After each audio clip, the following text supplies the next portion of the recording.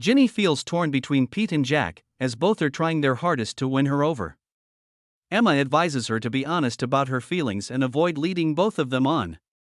Emma also shares her own struggles with money.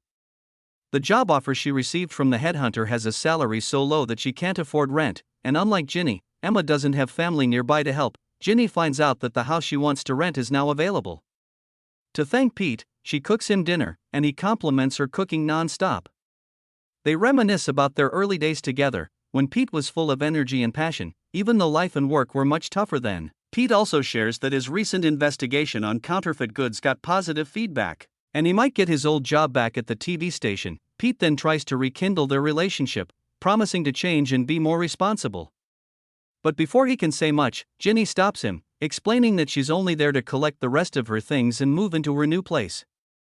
Pete is disappointed but respects her decision. That night, Ginny goes back to Kate's and opens up to her friends. She feels guilty for having feelings for both Pete and Jack, especially since both have made sacrifices for her.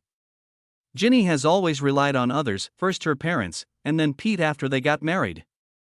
Kate encourages her to take this time, while she's single, to become independent and figure out who she truly is. Emma, on the other hand, decides to leave Shanghai after 8 years of hard work and struggle. She sells all her luxury items at a low price. Feeling sad, she goes to the riverside and reflects on her early days in the city, when she was filled with passion and big dreams. Despite all the effort she put in, she feels like she's leaving with nothing. Emma invites Kate and Ginny over for hot pot and surprises them by revealing her decision to leave. Both are shocked. Emma admits that the constant pressure has worn her out, and she wants to return home, saying goodbye to her closest friends. Ginny is heartbroken and cries, while Kate tries to be strong, urging Emma to reconsider such a big decision.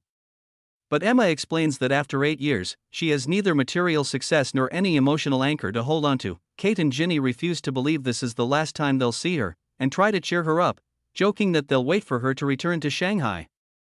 That night, Emma also says goodbye to Alex, who was once an important part of her life in the city. Emma returns to her hometown and is warmly welcomed by her family and neighbors. Even though she doesn't say much, her parents can sense that something went wrong in the city, but they're understanding and don't press her for details. They're determined to take good care of her and make her feel happy. They throw her a big party for her 30th birthday, which brings Emma a lot of joy.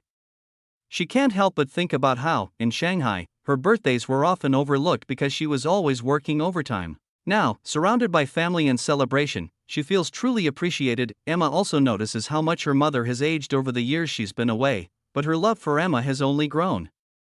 Her mom has saved every picture Emma posted online, using them to feel close to her and understand her life better. She even remembers every day Emma came home for visits, which makes Emma so emotional she bursts into tears. Feeling happy and comforted, Emma realizes how much she missed being home, where she's always welcomed and cared for in every small way, making everything feel just right. What's more, Emma, who once thought her hometown was rural, notices how much it has developed since she left. Meanwhile, Ginny's parents find out about her and Pete's divorce, thanks to the fake shoe scandal, which leaked information about Ginny to the neighborhood. Her parents come to see them, thinking that the divorce must have been caused by Pete's infidelity or their loss of the child. But when Ginny explains that the real reason was simply that they weren't compatible, her mother is shocked, thinking the explanation is too childish. She tries to push Ginny to reconcile with Pete, but Ginny firmly insists that their differences are too big. Ginny explains that while she's romantic, Pete is too rigid, and staying together would only bring more unhappiness. Pete prepares medicine and packs Ginny's things for her, which only deepens her sadness. He apologizes for not taking care of her the way he had promised, leaving her disappointed. Ginny holds back her tears. Thanks Pete for everything, and forces a sad smile as they say their final goodbye. After she leaves, Pete breaks down and cries alone. Ginny moves into her new place and goes shopping for household items with Kate. It's only now that she realizes how difficult it is to set up a home, something she never had to think about before since Pete always handled it. Jack and Ginny officially start dating, and he's at her place more often. One day, while they're playing a VR game, Ginny's parents visit unexpectedly. They walk in to find Jack swinging his arms wildly with the VR headset, which immediately puts them off. Their dislike only grows when they learn that Ginny and Jack are now a couple and that Jack is 6 years younger than Ginny. Kate continues to travel around, promoting her tea brand, and she happens to run into Ms. Wang. Ms. Wang expresses how much she misses Kate and takes the opportunity to gossip about the other ladies in their old social group, saying they've received the karma Kate once predicted. However, Kate is no longer interested in that toxic circle. It turns out all the luxury and glamour those women flaunted were fake, a mere facade to earn respect and envy from others. Ms. Wang offers to use her connections to help Kate with her business, but Kate declines and excuses herself. Meanwhile, Ginny is living her romantic dream life with Jack. They spend an evening at a drive-in cinema, enjoying in the kind of movie-like romance she always wanted. However, things aren't as perfect as Ginny imagined. While she's exhausted and just wants to sleep, Jack, full of youthful energy, is already planning their next outing a few hours later. Back in Emma's hometown, her parents waste no time arranging a blind date for her with Charles, whom they consider an elite catch in the area. The next day, Emma meets Charles, who discreetly invites her for a conversation aboard a boat on the local canal. Charles, a respected local official, carries himself with great dignity and is well loved by the community. He takes Emma for a walk around town, and her parents are thrilled, believing this public outing means Charles is genuinely interested in her. They insist he's the perfect match for Emma, but she brushes it off without much interest. James, on the other hand, still cares for Anna. When he has free time, he calls the hotel to check on her situation. Charles, seemingly smitten with Emma, invites her out again the next day for a meal and more time together. Emma finds Charles more interesting than she initially thought. He had previously lived in the city, so he understands how people from urban areas can look down on small-town life. He explains that city folks often chase after material things without truly knowing what they want, while people in the countryside focus on genuine happiness. Emma also starts to see why Charles is so respected by the locals. He is generous and always willing to help others. However, when they decide to go watch a movie, Emma is surprised when Charles collects free tickets to a silly comedy from a familiar theater owner. Charles explains that this exchange gives the theater owner a reason to dine at his mother's restaurant, creating a cycle of mutual favors that preserves close-knit relationships, a luxury rarely found in city life. Meanwhile, James pays a visit to Kate's father as she had asked him to, bringing along some gifts. Kate's father subtly inquires about whether Kate's busy schedule affects her home life. Sensing the hidden question, James cleverly assures him that he supports Kate and is willing to shoulder his responsibilities as her husband. That evening, Kate has to work late with a friend who has experience in marketing, and she tells James she'll be staying at her friend's place overnight. Left with free time, James tries to arrange a soccer match with his friends, but they are all busy. Bored and restless, he decides to call the hotel where Anna is staying to check on her. The receptionist informs him that Anna is still there and even left a message for him. Anna invites James to a bar where she has found a job as a lounge singer. Seeing her on stage, singing with a guitar, James once again falls under her spell.